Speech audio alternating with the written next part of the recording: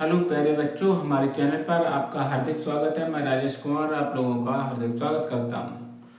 आज की क्लास में हम स्थानीय स्वशासन के विषय में अध्ययन करेंगे।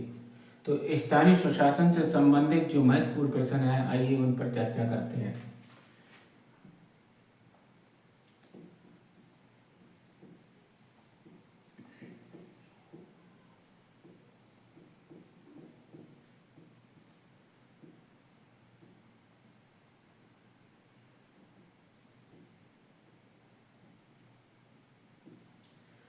स्थानीय स्वशासन को लोकल सेल्फ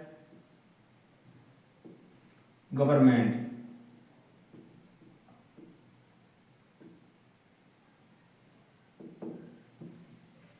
जिस तरीके से भारत में जो है शासन पद्धति 3 प्रकार की है। केंद्र स्तर पर केंद्र सरकार काम करती है, राज्य स्तर पर राज्य सरकारें काम करती हैं, उसी तरीके से स्थानीय स्तर पर स्थानीय सरकारें काम करती हैं। तो जो स्थानीय सरकारें हैं उनको 2 वर्गों में विभाजित किया गया। कौन कौन से 2 वर्ग? ग्रामीण स्तर पर ग्रामीण सुशासन और नगर स्तर पर नगर सुशासन।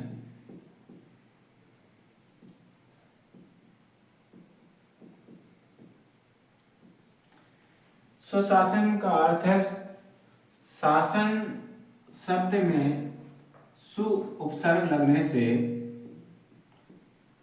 स्वशासन शब्द बनता है।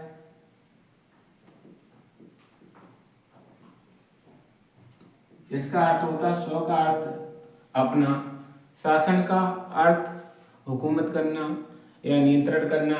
तो जहाँ पर जो जनप्रतिनिधि चुने जाते हैं तो वो अपने सदस्यों की या अपने लोगों की समस्याओं का समाधान स्थानीय स्तर पर ही कर देते हैं।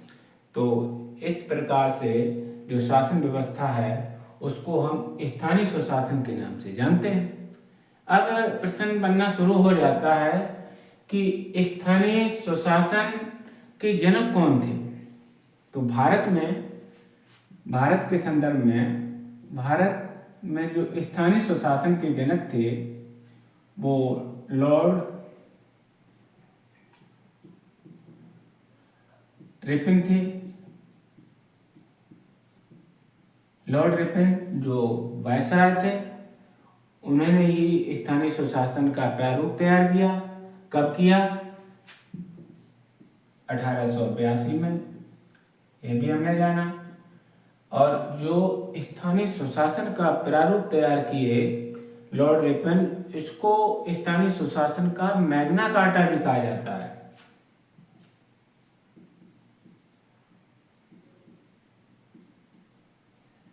मैग्ना कार्टा का अर्थ होता है अधिकार पत्र। किससे संबंधित? स्थानीय स्वशासन से संबंधित। तो ये बात जो है हमने स्थानीय स्वशासन के संबंध में यानी इससे पहले जो लॉर्ड मेयो थे उन्होंने स्थानीय स्वशासन को वित्तीय सहायता देने की सिफारिश की। इसी क्रम में जो CEH हॉब हाउस आयोग राज्य की जो विकेंद्रीकरण है तो एक आयोग गठित हुआ CEH हॉब हाउस, उसका नाम था। इसको शाही आयोग के नाम से भी जाना जाता है। तो शाही आयोग कब गठित हुआ? 1907 में गठित हुआ। और इसने अपनी रिपोर्ट कब दी? 1909 में रिपोर्ट दी। तो इस तरीके से आयोगों का गठन होता रहा स्थानीय स्वशासन हेतु। अब इसी क्रम में जो मॉन्टेग्यू चेम्सफोर्ड जो 1919 में, इन्होंने भी द्वैत शासन की वकालत की। तो इस हिसाब से वैसे तो द्वैत शासन का जो जनक है द्वैत शासन का जनक कार्टियस को माना जाता है।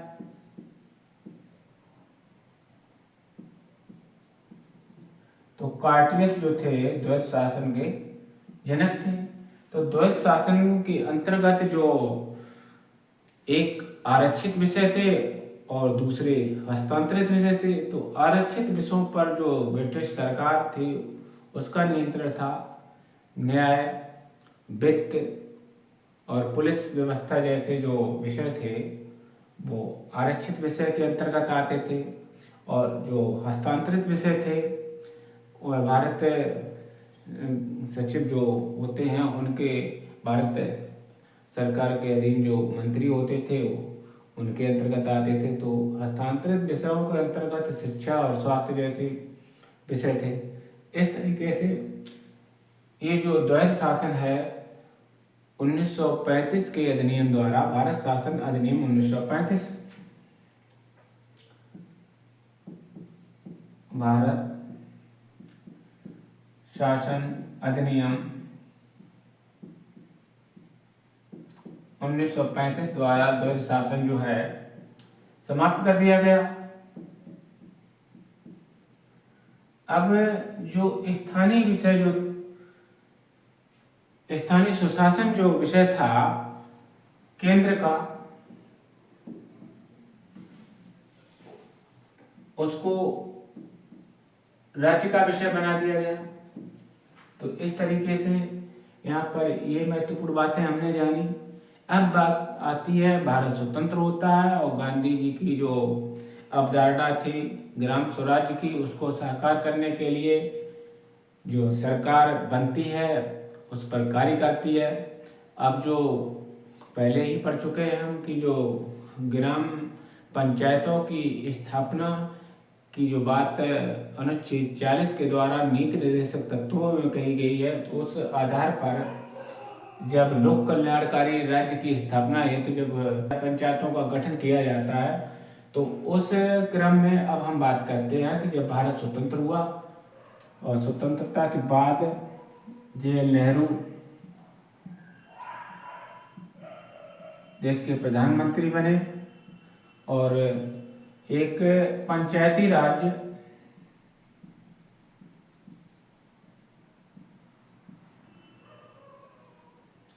एवं सामुदायिक विकास मंत्रालय, सामुदायिक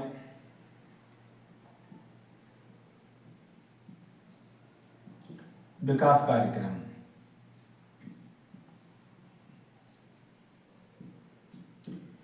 तो सामुदायिक, यहाँ पर प्रश्न आना शुरू हो जाते हैं। अक्सर परीक्षा में ये प्रश्न पूछा जाता है कि सामुदायिक विकास कार्यक्रम भारत में कब लागू हुए।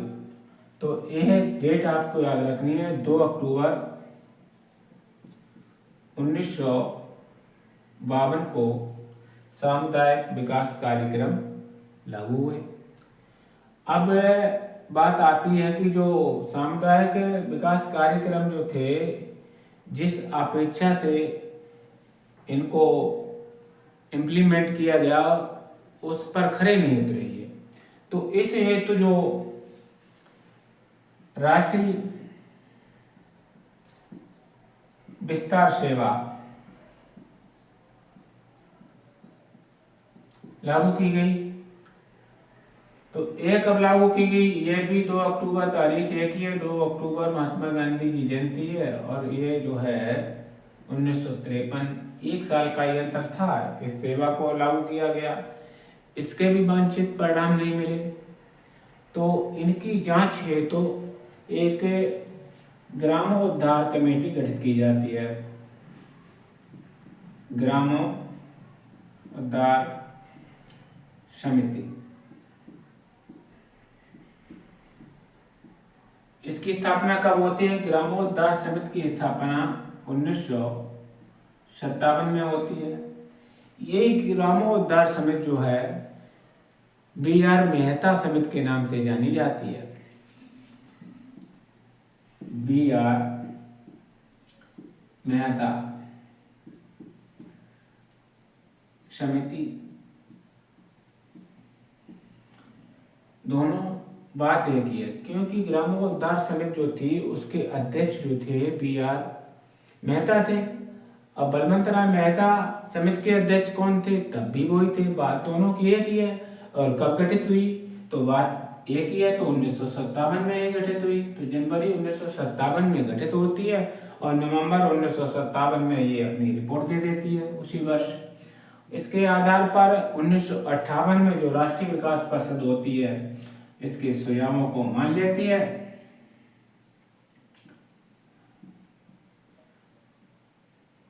और मानने के आधार पर जो सर्वप्रथम पंचायती राज व्यवस्था आ जाता है सवाल, सर्वप्रथम पंचायती राज्य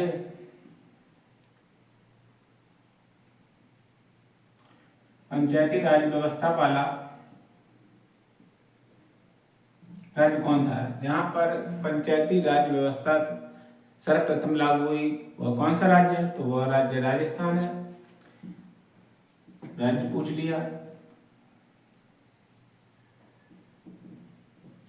अब आगे पूछता है कि राजस्थान के किस स्थान पर, तो राजस्थान का जो नागौर जिला है, जिला नागौर।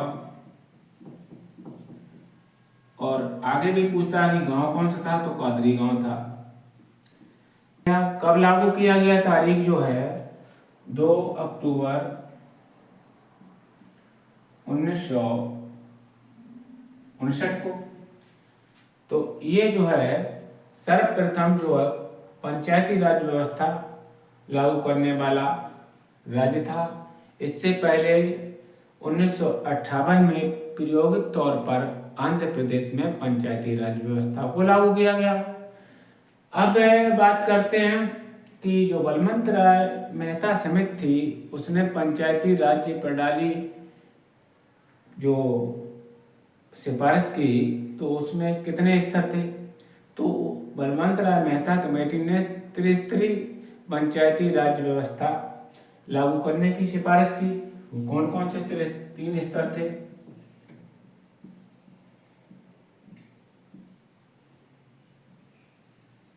तीन स्तर थे। जिला स्तर पर जिला पंचायत और जो क्षेत्र स्तर पर पंचायत समिति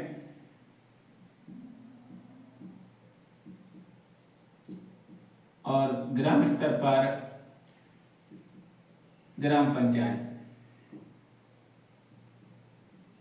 इस तरीके से ये 3 स्तर हो गए। अब बात आती है कि जो पंचायती राज व्यवस्था का शिल्पी किसे कहा जाता है, तो पंचायती राज व्यवस्था का शिल्पी जो है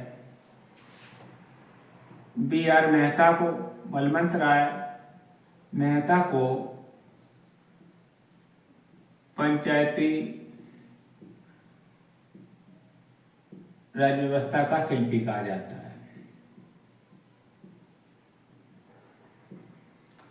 तो ये तो हमने बलवंत राय मेहता कमेटी या ग्रामोद्धार कमेटी से संबंधित जो अक्सर परीक्षा में प्रश्न पूछे जाते हैं उन पर चर्चा की है। अब इसी क्रम में आगे जो समितियां गठित हुई उनको भी समझते हैं।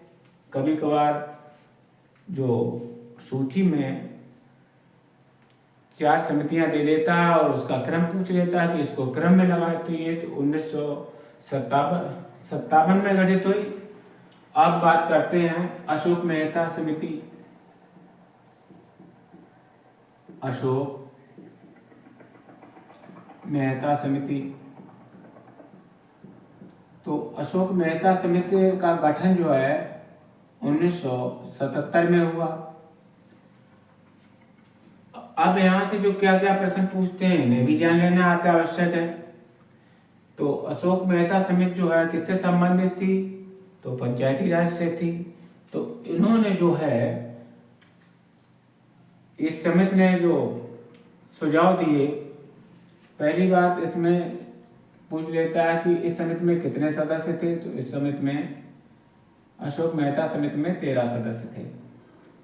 और अशोक मेहता समिति ने जो पंचायती राज प्रणाली के कितने स्तरों की सिफारिश की, तो अशोक मेहता कमेटी द्वारा 2 स्तरीय पंचायती राज प्रणाली लागू करने की बात कही। जिला स्तर पर जिला परिषद और मंडल स्तर पर मंडल पंचायत।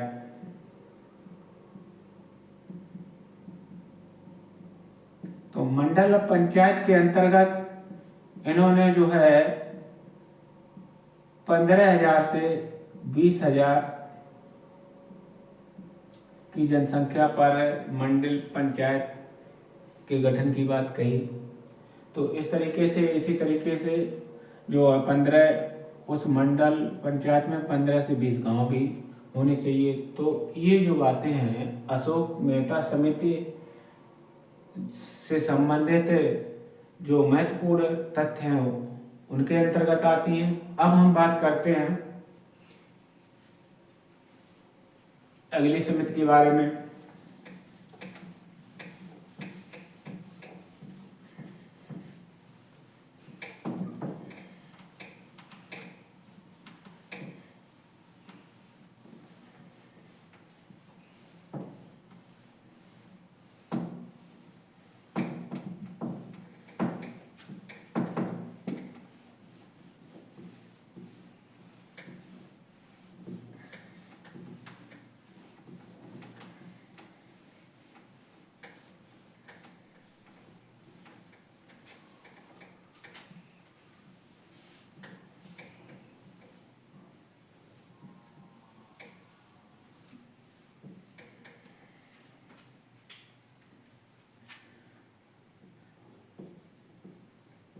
PBK राव समिति।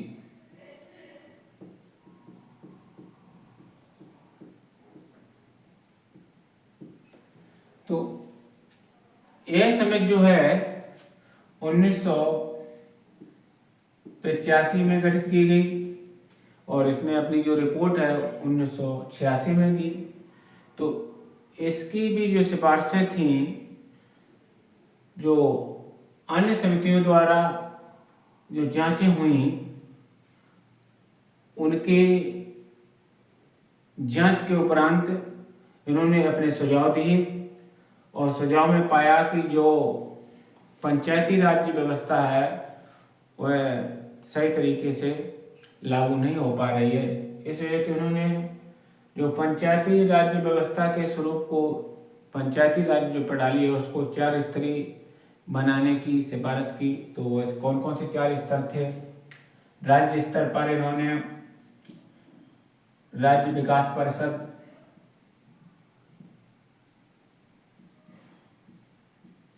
गठित करने की बात कही और जिला स्तर पर जिला परिषद और मंडल स्तर पर मंडल पंचायत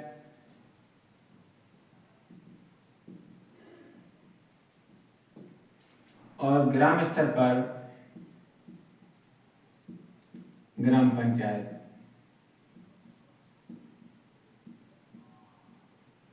और साथ ही SC और ST वर्ग के लिए आरक्षण की बात।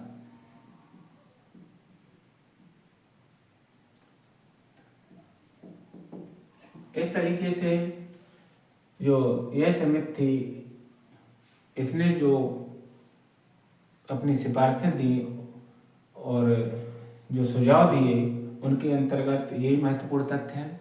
अब बात करते हैं LM सिंघवी समिति की।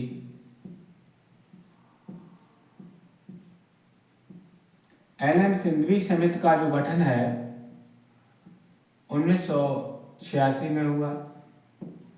तो LM का अर्थ लक्ष्मीमल सिंघवी तो इनकी अध्यक्षता में जो समिति गठित की गई और 1986 में गठित की गई, इस समिति की क्या प्रमुख सिफारिशें थी उनको भी जान लेना आवश्यक है। इस समिति ने जो है पंचायती राज प्रणाली को संवैधानिक दर्जा देने की बात कही।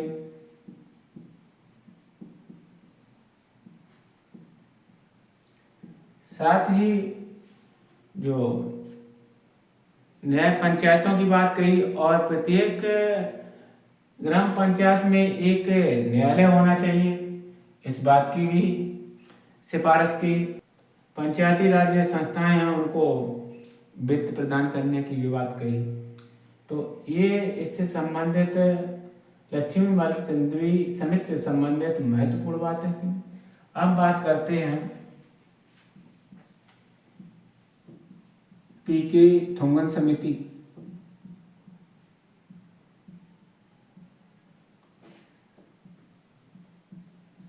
तो पीके थोंगन समिति का गठन कब हुआ? इसका गठन 1988 में हुआ। 1988 में ये गठित की गई और इसकी भी मुख्य सिफारिश थी पंचायती राज को संवैधानिक दर्जा देने की बात इन्होंने भी कही। तो इस आधार पर जो 64वां संविधान संशोधन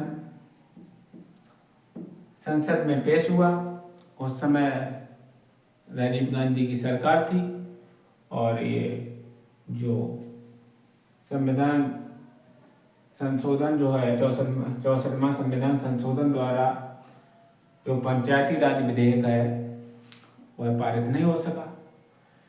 इस तरीके से ये क्रम चलता रहा। एक तारीख आती है 1992 जो वर्ष है उसमें 22 दिसंबर और 23 दिसंबर को जो पंचायती राज विधेयक 73वें संविधान संशोधन द्वारा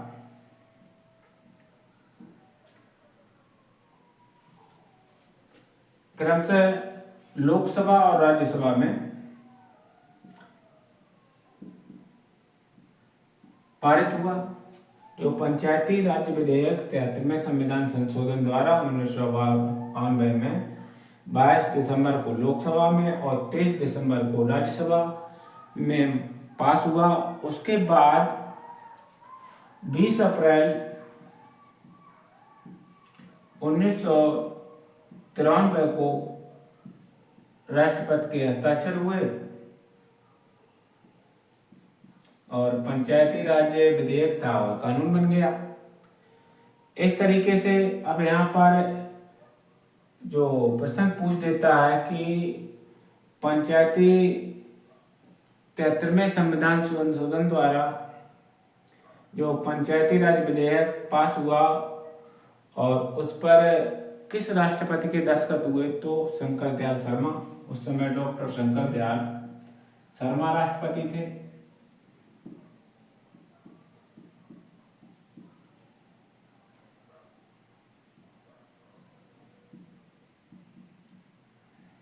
और कभी कभार ये भी पूछ लेता है कि 73वें संविधान संशोधन के समय भारत के प्रधानमंत्री कौन थे? तो उस समय पीवी नरसिम्हा राव भारत के प्रधानमंत्री थे।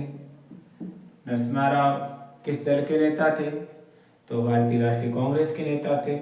तो इस तरीके से 24 अप्रैल 1993 को जो है पंचायती राज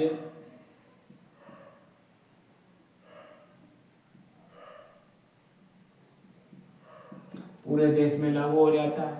तो यहाँ पर जो तारीख कभी कभार पूछ लेता है कि 24 अप्रैल को किस दिवस के रूप में मनाया जाता है, किस दिवस के रूप में जाना जाता है? तो 24 अप्रैल को पंचायती राज दिवस के रूप में जाना जाता है।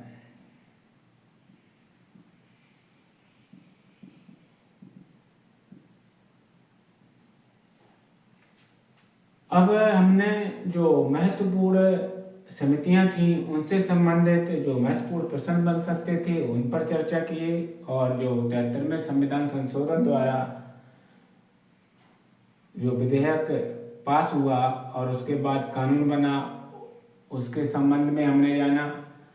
जब 73वें संविधान संशोधन द्वारा जब कानून बन के तैयार हुआ तो इस पंचायती राज व्यवस्था को संविधान के भाग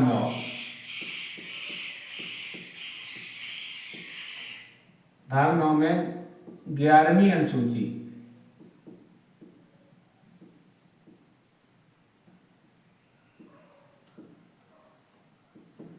जोड़कर इसको संवैधानिक मान्यता प्रदान की गई। तो ये बातें हमने स्थानीय सुशासन जो ब्रिटिश काल से लेकर स्वतंत्रता के बाद कितने जद्दोजहद के बाद उसको संवैधानिक मान्यता प्राप्त हुई और उसके बाद उसका क्रियान्वयन हुआ। अब जो अगले टॉपिक में हम इसी से संबंधित जो पंचायती राज्य से संबंधित भाग 9 और उसके अंतर्गत जो अनुच्छेद 243 ए से लेकर 243 ओ तक, इसके अंतर्गत 16 अनुच्छेद आते हैं और उसके अंतर्गत जो पंचायतों का गठन और उनके कार्यों का जो विवरण है, उनके संबंध में जो उनकी पंचायतों की शक्तियाँ, जो अन्य बातें हैं उनके संबंध में अगले क्लास में अध्ययन करेंगे। आज की क्लास यहीं पर समाप्त करते हैं। अगर वीडियो आपको अच्छा लगे तो हमारे चैनल को सब्सक्राइब करना, अपने दोस्तों के साथ शेयर करना। इसी के साथ आप लोगों को बहुत बहुत शुभकामनाएं। जय हिंद।